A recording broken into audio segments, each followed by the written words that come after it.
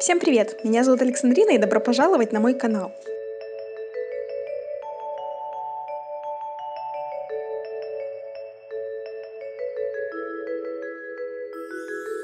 Сегодня будет очень уютное и теплое видео. Я буду рисовать камин с еловыми ветками, бантами и праздничными носочками с подарками.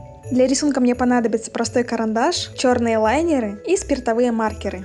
Рисуйте вместе со мной, вдохновляйтесь и заряжайтесь творческим настроением. Свои получившиеся результаты рисунка вы можете выкладывать в моей группе ВКонтакте или в Инстаграм с упоминанием моего ника AlexArtHouse, чтобы я смогла увидеть ваш рисунок и поставить вам сердечко.